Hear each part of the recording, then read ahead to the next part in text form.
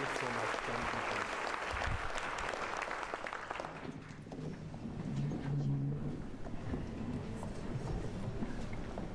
It's an honor and a privilege to be with you here as brothers, sisters, of one planet, members of the human race, as one human.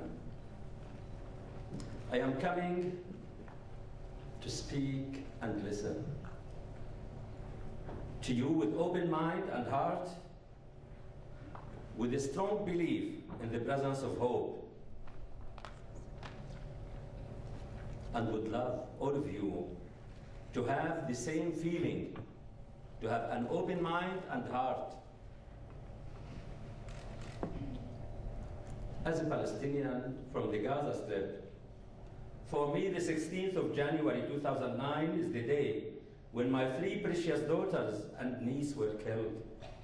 It's hard to describe the dreadful scene and image of that day, the body parts of those beautiful girls spread over the ceiling and were drowning in a pool of blood. Those girls who were soldiers of peace. I did not want anyone of you or in the world to see what I have seen. But I believe that life must continue. And life is like riding a bicycle. To keep balanced, we must keep moving. And I assure you, I will keep moving even faster than before and stronger than before. Also, I learned that nothing is impossible in life. The only thing that is impossible for me is to return my daughters back. Anything that I planned in my life, I succeeded to achieve with goodwill and hard work.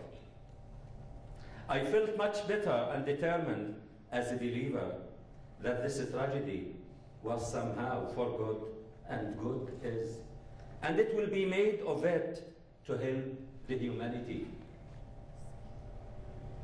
We may dislike something, but at the end we realize it was for good, for you and for others. And you may like something, and then you realize that it was for bad. What is good? Everything from God is for good. What is bad is man-made, which is preventable, and we can prevent that. We must focus on the prevention, not the treatment. We are all human, and we all make mistakes and commit sins from time to time. As a believer with deep faith, as a Muslim, I fully believe that what I have lost, what was taken from me, will never come back. I need to go forward and be motivated by the spirit of those I lost, and to do them justice and others. I lost 3 precious daughters, but thanks God,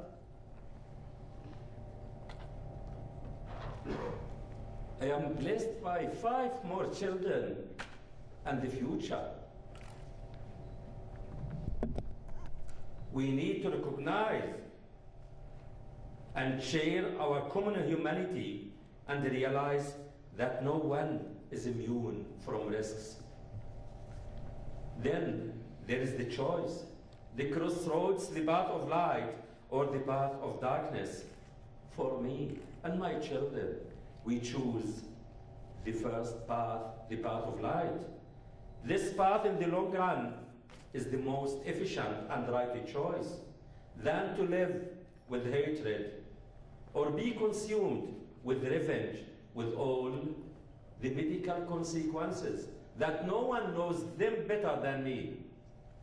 As a physician, I know that hatred leads to many chronic diseases. Also, I know that, and you know that, darkness can't drive up darkness, only light. And love can drive up darkness and hatred.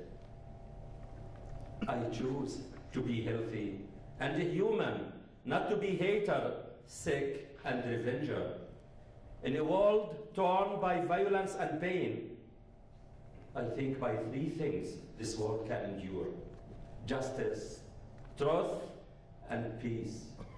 And if we have justice and the truth, they are enough to have a better and a brighter future for all of us. Conflict arises when we violate someone's honor and dignity and destroy both their self-esteem and self-respect. Conflict is the result of mistrust and suspicion. The Palestinian-Israeli conflict, as other conflicts, demands innovative strategies that are focused on transforming the mindset of individuals. It's this transformative process that will change attitudes and so bring about fundamental change within our world. Leaders, where we suffer from our leaders, can't be leaders if they are not challenging and risk takers. Today the world is in need more than any time ago for leaders who have the moral courage to act positively and make a positive difference in a human life. We are sitting here and we must not give up, but be determined and work hard. We need to discover the humanness inside all of us and adopt it as our pathway. We have to defend the humanity loudly that we all belong to, and in this way we defend ourselves. For us as Palestinians and Israelis, and that's what do we need. The world the other, we must